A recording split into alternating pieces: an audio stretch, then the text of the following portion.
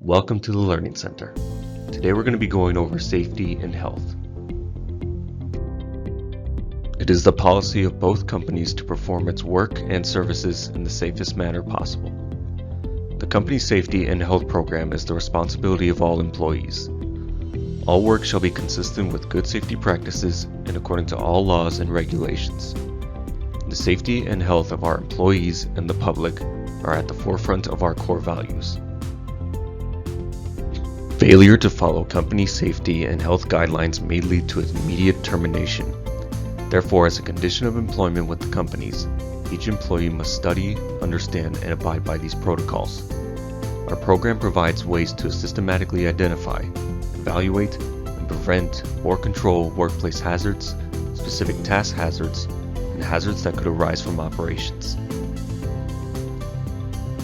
Safety is a top priority. We believe a safety and health program will effectively eliminate or control work-related hazards company employees face. Adherence to the safety and health program should minimize the risk of injury. Everyone working in the operation is responsible for safety. Everyone must take the obligation seriously. Unsafe work practices, acts, or conditions will not and should not be tolerated.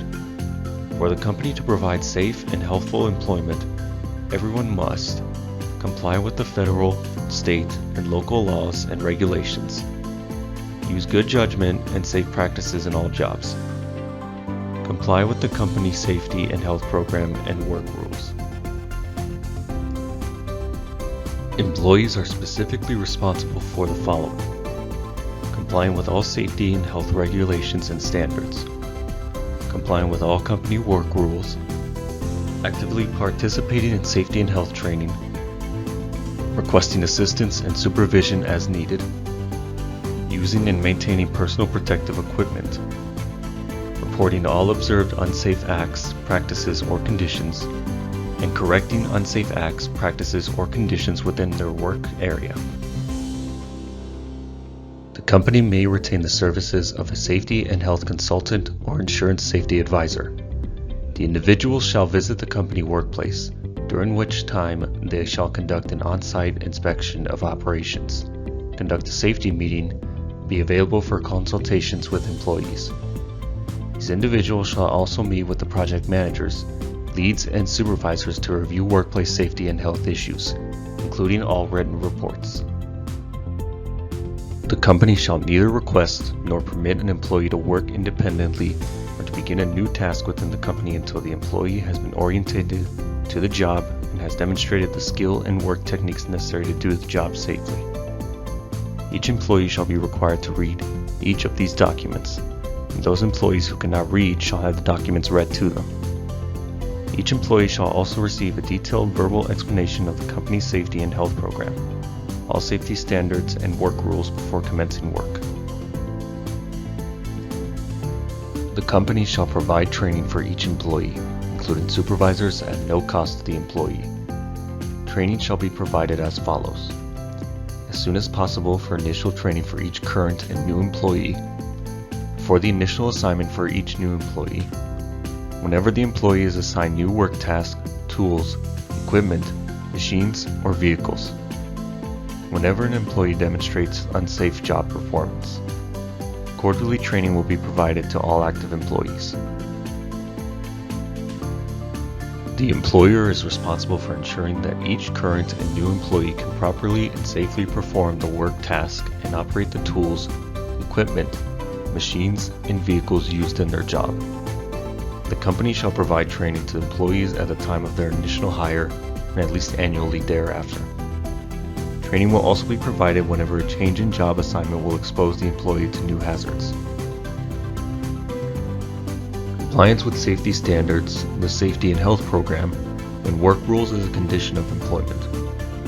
Employees who comply with safety standards and work rules shall be disciplined. The first violation is a verbal warning to the employee, along with instructions explaining the violation. The second is a written warning explaining the violation. The third violation is suspension for 1 week, and a counseling meeting will be held with the employee, the project manager, and the employee's direct supervisor. The final violation is termination.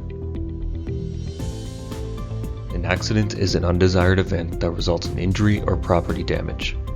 All accidents and near misses must be reported immediately to the project manager, lead, or supervisor. The project manager, lead, or supervisor shall conduct an on-site analysis and inspection of each accident and near miss. All observed unsafe acts, conditions, and near misses must be reported to the project manager or supervisor. Investigations shall be conducted by using the attached incident investigation form. A written investigation report shall be prepared and signed by the project manager, lead, or supervisor and maintained by the company. Failure to report such incidents or conditions results in the loss of valuable information that could prevent a serious accident or property damage in the future. The company shall conduct on-site inspections of its operations. On-site inspections will be conducted twice weekly by the project manager, lead, or supervisor. When conducting inspections, the project manager, lead, or supervisor shall identify hazards and problems at the work site to ensure that existing safety standards and work rules are adequate to ensure a safe work site. The project manager, lead, and other designated employees shall be adequately trained in first aid methods as prescribed by the American Red Cross or an equivalent training program. The employer shall ensure that each employee receiving first aid and CPR training or certificate of training is current and proof of training is documented. All training shall be conducted by a designated person or persons. The name of all personnel who have been adequately trained in first aid will be posted in the public areas accessible to all employees, such as break room, supervisor's office, or near the timekeeping station. Thank you for joining us on this Learning Center presentation.